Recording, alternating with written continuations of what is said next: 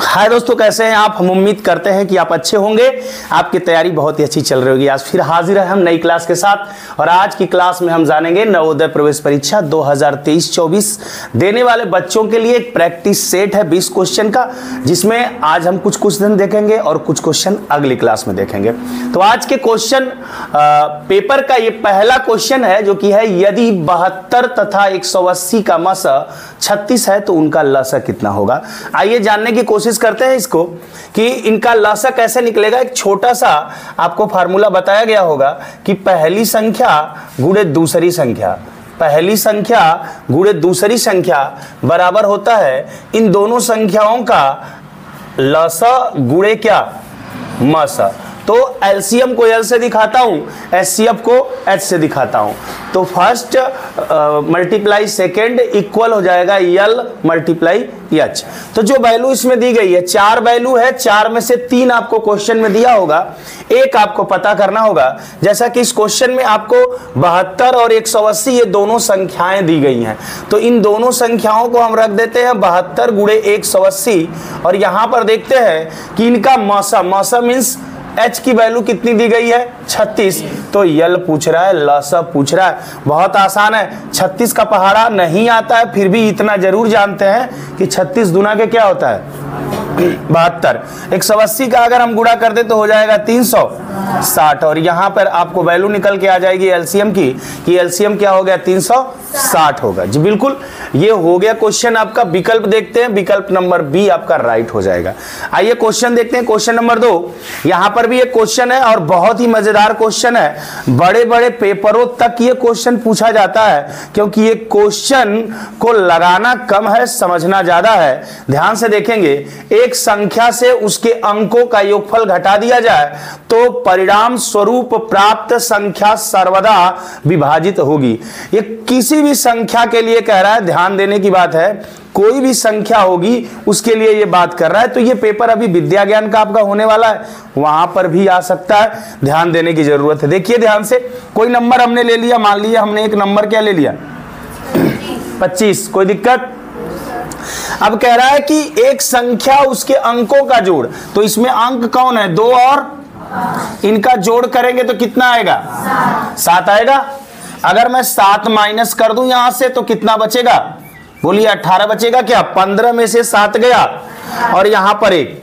ध्यान देने की जरूरत है कि ये 18 है। कोई एक और नंबर लेते हैं, जैसे मान लीजिए हम ले लिए 75।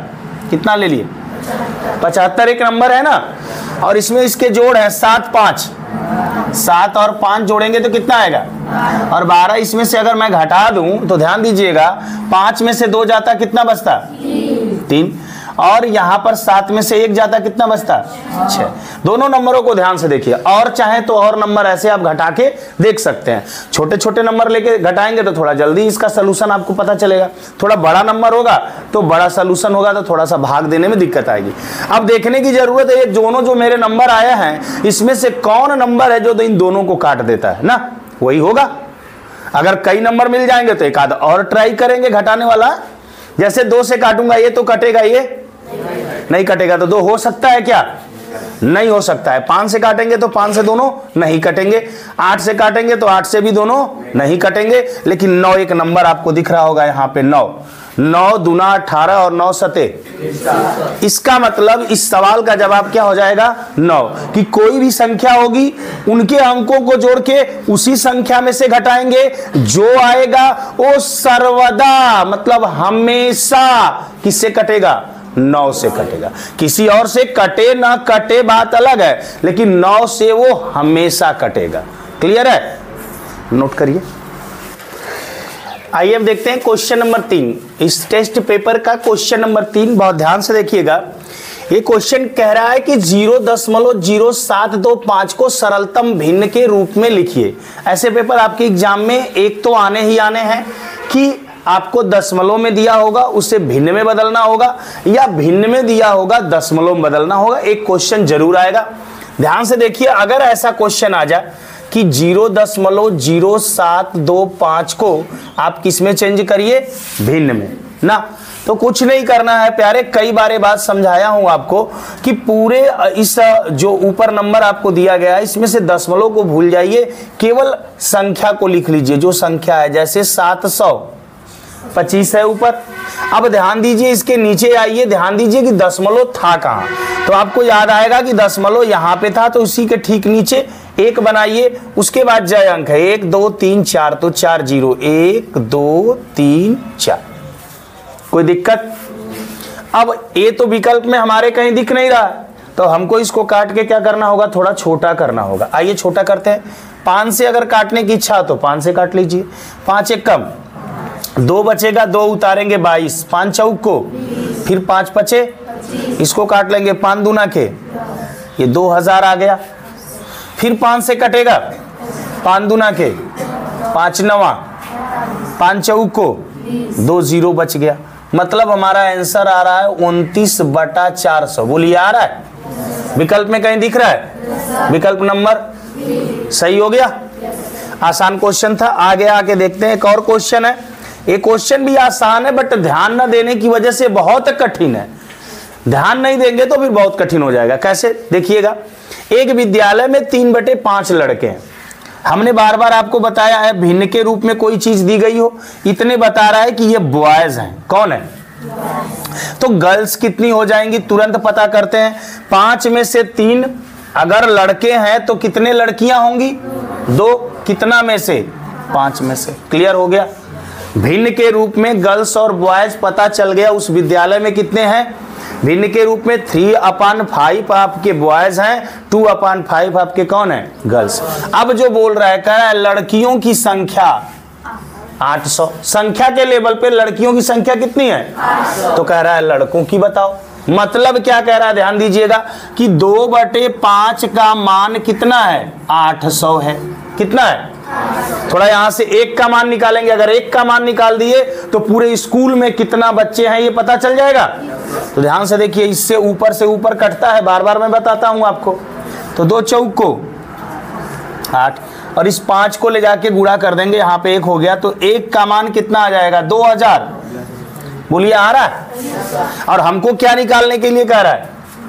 लड़कों की संख्या 3/5 है, तो मतलब टोटल जो नंबर है उसका कितना निकालना है? 3/5। तो चलिए लड़कों की संख्या यहां से निकल जाएगी। टोटल नंबर है 2000। अब आप क्या करेंगे? विकल्प में देखेंगे 2000 को टिक मार देंगे, गलत हो जाएगा सवाल। प्रश्न को पढ़िए, पूछा है टोटल संख्या नहीं पूछ रहा है, लड़कों की संख्या। और लड़कों की संख्या हमको पहले ही दिया है कि 3/5 है। तो टोटल हम पहले निकाल लिए और टोटल में 3/5 से अगर हम गुणा कर लें तो पता चल जाएगा 5 चौक को 20, ये 400, 4 तिहाई 1200, 4 तिहाई। विकल्प नंबर कौन सा सही हो जाएगा? सी राइट हो गया। इसको भी नोट करें आप। आइए हम क्वेश्चन नंबर 5 पे चले आए। क्वेश्चन नंबर 5 कह रहा है कि यदि 15 - 15 भागे 15 गुणे 6 बराबर x, तो x का मान, ये बॉडमॉस या कह सकते हैं डीमॉस पर आधारित प्रश्न है। बहुत आसानी से आप लगा सकते हैं, कोई दिक्कत नहीं होगी। देखिएगा 15 माइनस यहाँ पे 15 है, भागे ये 15 है, गुणते यहाँ पे 6 दिया गया बराबर x है। जो सॉल्व करेंगे आएगा वही x की वैल्यू होगी। आंसर टिक कर देंगे आप। ध्यान दीजिएगा पहले हम डिवाइड करते हैं ना, तो आइए इसको लिख लेते हैं 15 माइनस 15 से 15 में भाग देते हैं, कितना आता है? और यहाँ पे हो जाएगा गुणते 6 बराबर कितना?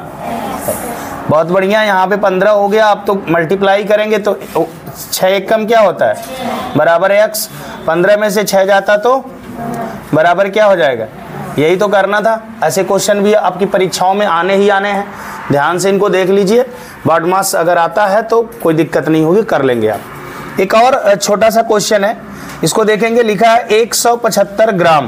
क्या लिखा है? 175 ग्राम। चलिए मैं ग्राम भी लिख देता हूं। फिर कह रहा है के या का मतलब गुणा होता है 10%, प्रतिशत दिया है, प्रतिशत को हटाएंगे तो नीचे क्या आ जाएगा? 100। का मतलब गुणे 5%, तो 5% को हटाएंगे नीचे क्या आएगा? 100। बहुत आराम से। यहाँ पे अगर 0 जा रहा है तो जाने दीजिए, बकिया 0 अगर नीचे है तो समझिए हमारे लिए अच्छा है, वो हमारा सहयोग करने वाला है, क्योंकि 0 वाला भाग देना काफी आसान होता है। तो हम पहले मल्टीप्लाई कर लेते हैं। तो 5 × 5 क्या होता है? और 5 सते 35 में जोड़ दे तो कितना हो जाएगा? अब 5 एक कम 5 और 3, चलिए बटे में आ जाते हैं। क्या सुनना है? 1 2 10 और 100 का गुणा करेंगे 1000 आएगा। अब देखिए इस 0 से भाग मत दिया करिए, नंबर से केवल भाग दीजिए। अगर 1 से किसी में भाग देते हैं तो कितना आता है? उतना ही आता है। अब ध्यान दीजिए कि कितने 0 थे, जितने 0 होंगे उतना अंक अगर दशमलव रहेगा प्रश्न में तो उतना अंक आगे लेके जाएंगे। यदि दशमलव नहीं रहेगा तो समझ लेंगे कि यहाँ पे दशमलव है इकाई अंक के बगल में, यहां से इसको 3 अंक, जय 0 है तय अंक आगे बढ़ाएंगे 1 2 3। ये दशमलव कहीं भाग न जाए, मतलब इसको पकड़ के रखेंगे तो यहाँ पे क्या बढ़ा देते हैं? 0। ठीक है, मतलब ये 0 लगा देते हैं तो अच्छा लगता है थोड़ा सा। अब देखेंगे अपने विकल्प में तो कहीं दिखाई दे रहा होगा, विकल्प नंबर राइट हो गया, तो इसको भी नोट कर लीजिए। देखिए अब क्वेश्चन नंबर 7 आ गया आपका। क्वेश्चन नंबर 7 बहुत अच्छा सा क्वेश्चन है, मेंसुरेशन टॉपिक से है, क्षेत्रमिति टॉपिक से है। और ऐसे क्वेश्चन फिर मैं बता रहा हूं अच्छे एग्जामों में पूछते हैं, और ऐसे ही क्वेश्चनों को आप कर करके अपने परीक्षा में और बच्चों से आगे निकल पाते हैं। क्योंकि ये क्वेश्चन ऐसा है कि अधिकांश लोगों का गलत होता है, अगर आप सही करते हैं तो ऐसे ही क्वेश्चनों में अलग बच्चे जो होते हैं और बच्चे जो आपके साथ होते हैं उनसे थोड़े अलग दिखते हैं आप। आइए करते हैं इसको, देखते हैं क्या है। एक वर्ग है, सिंपल सी बात, एक वर्ग की बात किया है, ये वर्ग है। एक आयत है तो आयत कुछ इस प्रकार से होगा, एक आयत है। परिमाप समान है, मैं बार बार ध्यान दिया हूं, परिमाप, परिमाप का मतलब बाहर की बाउंड्री। जैसे हम यहां से चले ऐसे ऐसे फिर यहां पहुंचे, जितना लंबा आया उतना ही लंबा ये वाला भी, ऐसे गए ऐसे आए ऐसे यहां तक पहुंचे, ये भी उतना ही हुआ। समझ गए? यहां पे ए पॉइंट से चलते हुए B point, C point, D point से होते हुए ए तक आए, जितना दूरी तय करनी पड़ी उतना ही। पी से चलते हुए क्यू होते हुए आर एस फिर पी पर पहुंचे, तो जितनी दूरी तय किया दोनों दूरियां हमारी क्या होंगी? आपस में बराबर होंगी। इसी को परिमाप कहते हैं, ये बराबर है, कह दिया पहले। अब कह रहा है वर्ग की भुजा 16 है। आपको अच्छे से पता है कि एक वर्ग की जो भुजा है वो 16 बता दिया, तो सभी भुजाएं 16 होंगी, क्योंकि वर्ग की तो यही ना खासियत है कि उसकी सभी भुजाएं क्या होती हैं? बराबर हुआ करती हैं। सभी भुजाएं क्या होती हैं? बराबर हुआ करती हैं। तो 16 16 32 16 3 48 16 चौको। जैसा कि आप जानते हैं कि वर्ग का परिमाप प्रश्न ने बोला है कि वर्ग का परिमाप आयत के परिमाप के क्या है? बराबर है। वर्ग का परिमाप बराबर आयत का परिमाप। तो वर्ग का परिमाप 4 गुणे भुजा होता है, 4 गुणे भुजा, तो भुजा का मान कितना? 16। तो ये हो जाएगा आयत का परिमाप, आयत का परिमाप। चलिए आयत का परिमाप हमने देख लिया, ये हो गया 64 मीटर आपका हो जाएगा आयत का परिमाप। आयत का परिमाप यदि 64 मीटर हो गया तो अब ध्यान दीजिएगा, अब क्या कह रहा है ये? अब ये कह रहा है कि आयत की लंबाई 18 है, ये लंबाई 18 है, तो बताओ चौड़ाई क्या होगी? चौड़ाई को क्या मान लें? बी मान लेते हैं, कोई दिक्कत? अब इसी लाइन को आगे बढ़ाते हैं, जैसे 64 बराबर, अब आयत के परिमाप का हम रखते हैं फार्मूला। आयत के परिमाप का फार्मूला रखेंगे तो होता है 2 कोष्ठ में क्या? लंबाई धन चौड़ाई। बोलिए, पता है? आयत का परिमाप बराबर होता है 2 कोष्ठ में लंबाई धन चौड़ाई। अब इस 2 से अगर इसको काट दें तो कितना हो जाएगा? ये 32। तो 32 बराबर हमारा लंबाई का मान कितना दे दिया भाई? 18 रख देते हैं प्लस बी। अब जानते हैं यहाँ पे प्लस के रूप में इधर आएगा तो माइनस हो जाएगा। 32 में से यदि हम 18 को माइनस कर लें तो बताइए कितना हो जाएगा? 12 में से 8 गया 4, और यहाँ पे 2 में से 1 गया 14। तो आंसर हमारा हो जाएगा 14 मीटर। 14 मीटर विकल्प नंबर ए में है, जो कि आपका क्या हो जाएगा? सही हो जाएगा। ध्यान से इसको देख लीजिएगा।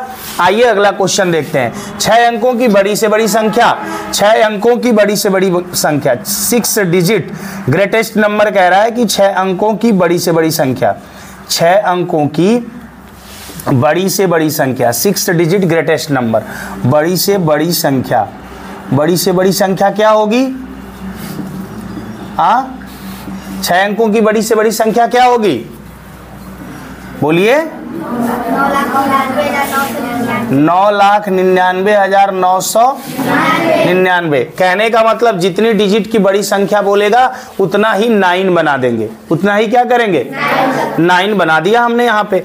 अब कह रहा है कि 5 अंकों की बड़ी से बड़ी संख्या, लीजिए 5 अंकों की बड़ी से बड़ी संख्या, तो अब क्या हो जाएगा 5 9, या उसको कहते हैं क्या 99,900। तो हम यहां से लिखेंगे 99,999। अब इनको करेंगे माइनस, क्योंकि क्या कहा है अंतर। अंतर का मतलब बड़े में से छोटे को घटाना।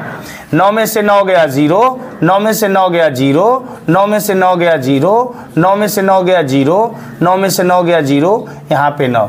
ये विकल्प आपको केवल एक विकल्प दिखाई दे रहा होगा, विकल्प नंबर डी राइट हो गया यहाँ पे। ये आपका आंसर है, इसको आप नोट कर लें। आइए दोस्तों, आज हम आ गए अब क्वेश्चन नंबर 9 पे। क्वेश्चन नंबर 9 भी आपको दिख रहा होगा, बर्डमास टाइप का ही सवाल है, लेकिन ये फ्रैक्शन का बर्डमास है कुछ। आइए इसको थोड़ा सा सॉल्व करते हैं, फिर देखते हैं कि हमारा आंसर क्या आता है। क्वेश्चन है 3/8 डिवाइड यहाँ पे है ब्रैकेट में 5/3 माइनस 1/6 ब्रैकेट क्लोज प्लस 5/8। ध्यान दीजिएगा, यहाँ पे जब भी ऐसा कोई सवाल हमें आता है, चाहे साधारण नंबर हो, चाहे दशमलव के हो, चाहे भिन्न के हो, तो सबसे पहले हम ब्रैकेट को सॉल्व करते हैं। और इसमें तो एक ही ब्रैकेट दिया गया है, स्मॉल ब्रैकेट, छोटा ब्रैकेट ना।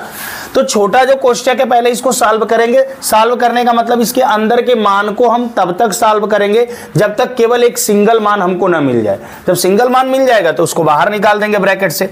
जैसे देखिए 3/8 यहाँ पे डिवाइड हो गया।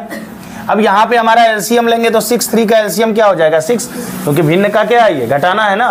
3 2 जा 6 2 5 जा माइनस हो जाएगा। यहाँ पे 6 से भाग देंगे, 1 मल्टीप्लाई करेंगे तो 6 से भाग 6 में 1 बार, 1 का मल्टीप्लाई 1 में तो 1 आ गया। यहाँ पे प्लस हो जाएगा 5/8 मतलब 5/8। ध्यान दीजिएगा, एक लाइन और देखते हैं। 3 यहाँ पे 8 हो गया।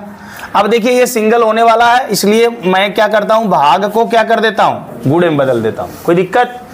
अब ये क्या हो जाएगा 9/6, क्या होगा 10 में से 1 गया 9/6 ना। लेकिन अगर भाग को हमने गुणे में बदल दिया तो उसके बाद का जो मान होता है ना, वो क्या होता है, पलट जाता है। तो ये हो जाएगा 6/9। 6 ऊपर चला गया, 9 कहां चला गया, नीचे चला गया। यहां पर देखिएगा प्लस 5 क्या हो जाएगा 8। बात समझ में आ गई आपको? अगर ये समझ में आ गई तो देखिए अब यहाँ पे सबसे पहले मल्टीप्लाई करेंगे तो 3 1 जा 3 3 3 जा 3 1 जा 3 3 2 जा 2 1 जा 2 2 4 जा 8। मतलब इतना कटने में हमारा कितना आ रहा है 1/4। 1 1 कम 1 4 1 कम, तो ये हो गया 1/4। यहाँ पे है प्लस 5/8।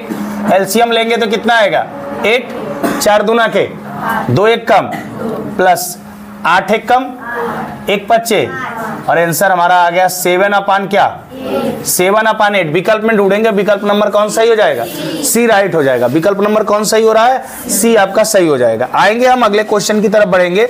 बहुत अच्छा क्वेश्चन है, आज का जितना क्वेश्चन बताया उसमें सबसे अच्छा क्वेश्चन यही है।